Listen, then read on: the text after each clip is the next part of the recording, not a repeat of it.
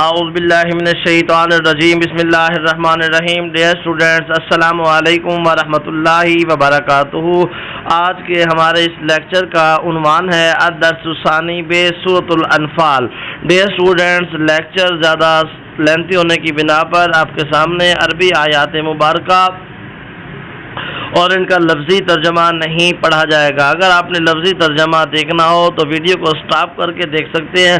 آپ کے سامنے ہر آیت مبارکہ کی ٹرانسلیشن، اس کا شان نزول، اس کے ایم سی کیوز اور شارٹ کوشچنز کی وضاحت کی جائے گی. تو آئیے سب سے پہلے آیت کریمہ کو ملاحظہ کریں، پھر اسی آیت مبارکہ کے لفظی ترجمے کو دیکھیں. اس کے بعد اسی آیت مبارکہ کے بامحاورہ ترجمے کی طرف دیکھیں. اے پیغمبر، کفار سے کہہ دو اگر وہ اپنے افعال سے باز آ جائیں تو جو ہو چکا انہیں معاف کر دیا جائے گا. اگر پھر وہی حرکات کرنے لگیں گے تو اگلے لوگوں کا جو طریق جاری ہو چکا ہے وہی ان کے حق میں برتا جائے گا. اس آیت مبارکہ کا شان نزول یہ ہے: ہمارے پیارے نبی حضرت محمد مصطفیٰ صلی اللہ علیہ وآلہ وسلم کو اللہ تبارک و تعالیٰ نے فرمایا کہ ان کفار کو آگاہ فرما دو اگر یہ اپنے افعال سے باز آ جائیں، یعنی مسلمانوں کو تنگ کرنے سے باز آ جائیں، شرک سے باز آ جائیں، بت پرستی سے باز آ جائیں تو جو پہلے ہو چکا ہے انہیں معاف کر دیا جائے گا. یعنی جب بندہ دائرہ اسلام میں داخل ہوتا ہے اور اسلام لانے سے پہلے جو بھی وہ گناہ کرتا ہے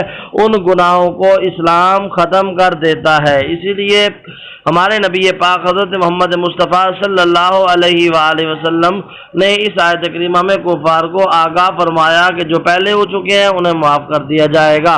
اگر پھر وہی حرکات کرنے لگیں گے تو اگلے لوگوں کا جو طریق جاری ہو چکا ہے وہی ان کے حق میں برتا جائے گا.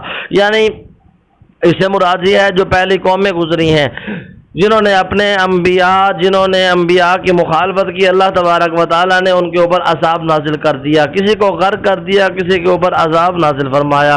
تو اللہ تبارک و تعالیٰ نے یہاں بھی یہی فرمایا اگر وہ باز نہیں آئیں گے تو جس طرح پہلے قوموں کو غرق کر دیا گیا ہے اسی طرح ان کو بھی غرق کر دیا جائے گا یا ان کے اوپر کوئی عذاب نازل کر دیا جائے گا. اسی طرح دوسری آیت کریمہ آپ ملاحظہ فرمائیں، پھر اسی آیت کریمہ کا لفظی ترجمہ آپ ملاحظہ فرمائیں. اس کے بعد ان لوگوں سے لڑتے رہو یہاں تک کہ فتنہ یعنی کفر کا فساد باقی نہ رہے اور دین سب خدا ہی کا ہو جائے. اگر باز آ جائیں تو خدا ان کے کاموں کو دیکھ رہا ہے. اس آیت کریمہ کے اندر اللہ تبارک و تعالی جہاد کے بارے میں فرما رہے ہیں کہ کفار کے ساتھ لڑتے رہو. کب تک لڑتے رہو؟ جب تک یہ کفر ختم نہ ہو جائے، بت پرستی ختم نہ ہو جائے، شرک ختم نہ ہو جائے اور دین تمام کا تمام اللہ تبارک و تعالیٰ کا ہے. اگر یہ باز آ جائیں بت پرستی سے تو فرمایا اللہ تبارک و تعالیٰ ان کے کاموں کو دیکھ رہا ہے. آگے جو آیت کریمہ ہے پھر اسی آیت کریمہ کا لفظی ترجمہ دیکھیں.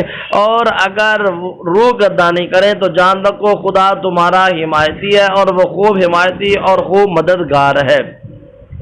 ڈیئر اسٹوڈنٹس، یہاں روح گردانی سے مراد چہرے کا پھیرنا ہے. اللہ تبارک و تعالیٰ اپنے پیارے نبی حضرت محمد مصطفیٰ صلی اللہ علیہ وآلہ وسلم کو فرما رہے ہیں اگر روح گردانی کریں یعنی چہرے کو پھیریں تو جان رکھو خدا تمہارا حمایتی ہے اور وہ خوب حمایتی اور خوب مددگار ہے. آگے جو آیت کریمہ آ رہی ہے یہ بہت ہی اہم آیت کریمہ ہے. پہلے اس آیت کریمہ کی عربی کو دیکھیں، پھر اسی آیت کریمہ کے لفظی ترجمے کو ملاحظہ کریں، پھر اسی آیت کریمہ کے محاورہ ترجمے کو غور سے دیکھیں اور جان رکھو جو چیز تم کفار سے لوٹ کر لائے ہو لاؤ اس میں سے 5واں حصہ خدا کا، اس کے رسول کا اور اہل قرابت کا اور یتیموں کا اور محتاجوں کا اور مسافروں کا ہے. ڈیئر اسٹوڈنٹس، اس آیت کریمہ کے اندر مال غنیمت کی تقسیم کے بارے میں حکم دیا گیا ہے. مال غنیمت کی ڈیفینیشن میں آپ لوگوں کو ایک مرتبہ پھر بتا دیتا ہوں. مال غنیمت سے مراد وہ مال ہوتا ہے جب مسلمان اور کفار کی لڑائی ہو. جب مسلمان اور کفار کی لڑائی ہو، مسلمان جیت جائیں اور کفار ہار جائیں اور جو مسلمانوں کے ہاتھ میں کفار کا مال آئے اس مال کو مال غنیمت کہا جاتا ہے۔ تو اس کے تقسیم کرنے کا طریقہ یہ ہے، اس مال کے کل 5 حصے کیے جائیں گے۔ 5واں حصہ خدا کا، اس کے رسول کا، اہل قرابت کا، یتیموں کا، محتاجوں کا اور مسافروں کا ہوگا۔ باقی 4 حصوں کو مجاہدین میں اس طرح تقسیم کیا جائے گا کہ ایک حصہ پیدل مجاہد کے لیے اور باقی 2 حصے اس مجاہد کے لیے جس کے ساتھ سواری ہوگی۔ ایک حصہ اس کا ہوگا، ایک حصہ اس کی سواری کا ہوگا۔ آگے ترجمہ دیکھیں، اگر تم خدا پر اور اس نصرت پر ایمان رکھتے ہو جو حق و باطل میں فرق کرنے کے دن یعنی جنگ بدر میں جس دن دونوں فوجوں میں مٹ بھیڑ ہو گئی، یعنی دونوں فوجیں آپس میں لڑ پڑی، کفار اور مومنوں کی، اپنے بندے محمد صلی اللہ علیہ وسلم پر نازل فرمائی اور خدا ہر چیز پر قادر ہے۔ ڈیئر اسٹوڈنٹس، آگے آپ دیکھیں آیت کریمہ، پھر اسی آیت کریمہ کا لفظی ترجمہ ملاحظہ کریں۔ اسی آیت کریمہ کے لفظی ترجمہ ملاحظہ کرنے کے بعد اسی آیت کریمہ کا با محاورہ ترجمہ دیکھیں۔ جس وقت تم مدینے کے قریب کے ناکے پر تھے اور کافر بعید کے ناکے پر اور قافلہ تم سے نیچے اتر گیا تھا۔ پہلے یہاں تک سمجھ لیں، جس وقت تم مدینے کے قریب کے ناکے پر تھے، تو کون قریب کے ناکے پر تھے؟ اس سے مراد نبی پاک صلی اللہ علیہ وآلہ وسلم اور آپ کے صحابہ، یعنی بدر سے جو مدینہ کی طرف قریب کا ناکہ تھا یہ وہاں پر تھے، اور کافر بعید کے ناکے پر یعنی دوسری طرف، بدر کی دوسری طرف جو دور کا ناکہ تھا مدینہ شریف کا، وہاں پر وہ کفار تھے اور قافلہ تم سے نیچے اتر گیا تھا۔ قافلے سے مراد ابو سفیان کا وہ قافلہ جو شام سے تجارت کر کے آ رہا تھا، اور وہ نیچے کہاں سے اتر گیا؟ ساحل سمندر بدر کے میدان سے تقریباً 3 کلومیٹر کا فاصلہ تھا، 3 میل کا فاصلہ ہے، وہاں سے وہ قافلہ اتر گیا۔ اور اگر تم جنگ کے لیے آپس میں قرارداد کر لیتے، یعنی مسلمان اور کفار آپس میں کوئی وقت متعین کر لیتے، تو وقت معین پر جمع ہونے میں تقدیم و تاخیر ہو جاتی، کوئی پہلے پہنچ جاتا اور کوئی بعد میں پہنچ جاتا، لیکن خدا کو منظور تھا جو کام ہو کر رہنے والا تھا کر ہی ڈالے۔ خدا کو کیا منظور تھا؟ خدا کو یہ منظور تھا کہ مسلمان جیت جائیں، کفار ہار جائیں، تاکہ جو مرے بصیرت پر یعنی یقین جان کر مرے۔ کیا یقین جان کر کہ میں حق پر ہوں، اور جو جیتا رہے وہ بھی بصیرت پر یعنی حق پہچان کر جیتا رہے کہ ہم حق پر ہیں، اور کچھ شک نہیں خدا سنتا جانتا ہے۔ ڈیئر اسٹوڈنٹس، اب یہ آیت کریمہ آپ دیکھ رہے ہیں، اسی آیت کریمہ کے لفظی ترجمے کو پہلے ملاحظہ کریں، پھر اسی آیت کریمہ کے با محاورہ ترجمے کے۔ اس وقت خدا نے تمہیں خواب میں کافروں کو تھوڑی تعداد میں دکھایا، اور اگر بہت کر کے دکھاتا تو تم لوگ جی چھوڑ دیتے اور جو کام درپیش تھا اس میں جھگڑنے لگتے، لیکن خدا نے تمہیں اس سے بچا لیا، بے شک وہ سینوں کی باتوں سے واقف ہے۔ اس سے کیا مراد ہے؟ اس کے اندر اللہ تبارک و تعالی نے جو انعام غزوہ بدر کے میدان کے اندر مومنوں پر کیا اس کا ذکر کیا جا رہا ہے۔ جب مسلمان وہاں پہ پہنچے، حقیقت میں مسلمان کم تھے، کفار کی تعداد زیادہ تھی۔ جب مسلمان میدان بدر میں پہنچے، ان کو رات کو نیند آئی تو اللہ تبارک و تعالیٰ نے خواب میں کفار کو تھوڑا کر کے دکھایا۔ کیوں تھوڑا کر کے دکھایا؟ تاکہ ان کے حوصلے بلند ہو جائیں، ہمت بلند ہو جائے اور یہ آپس میں جھگڑے نہ۔ اللہ تبارک و تعالیٰ نے انہیں بچا لیا تفرقے سے، لڑائی سے اور ہر قسم کی پریشانی سے، بے شک وہ سینوں کی باتوں تک سے واقف ہے۔ آگے ڈیئر اسٹوڈنٹس یہ آیت کریمہ دیکھیں، پھر اسی آیت کریمہ کا لفظی ترجمہ دیکھیں، پھر اسی آیت مبارکہ کا با محاورہ ترجمہ۔ اسی آیت کریمہ کے با محاورہ ترجمے میں اندر دیکھیں، اور اس وقت جب تم ایک دوسرے کے مقابل ہوئے تو کافروں کو تمہاری نظروں میں تھوڑا کر کے دکھاتا تھا اور تم کو ان کی نگاہوں میں تھوڑا کر کے دکھاتا تھا، تاکہ خدا کو جو کام منظور کرنا تھا اسے کر ڈالے۔ سب کاموں کا رجوع خدا کی طرف ہے۔ ڈیئر اسٹوڈنٹس، پہلے بات ہو رہی تھی خواب کی، اب بات ہو رہی ہے حقیقت کی۔ جب بدر کے میدان کے اندر مسلمان اور کفار آمنے سامنے ہوئے تو اللہ تبارک و تعالیٰ نے کیا کیا؟ جب تم ایک دوسرے کے مقابل ہوئے تو کافروں کو تمہاری نظروں میں تھوڑا کر کے دکھایا۔ کیوں ان مسلمانوں کی نظروں میں تھوڑا کر کے دکھایا؟ تاکہ ان کے حوصلے ہمت بلند ہو جائے اور یہ کفار کو مار لیں، اور تم کو ان کی نگاہوں میں تھوڑا کر کے دکھایا۔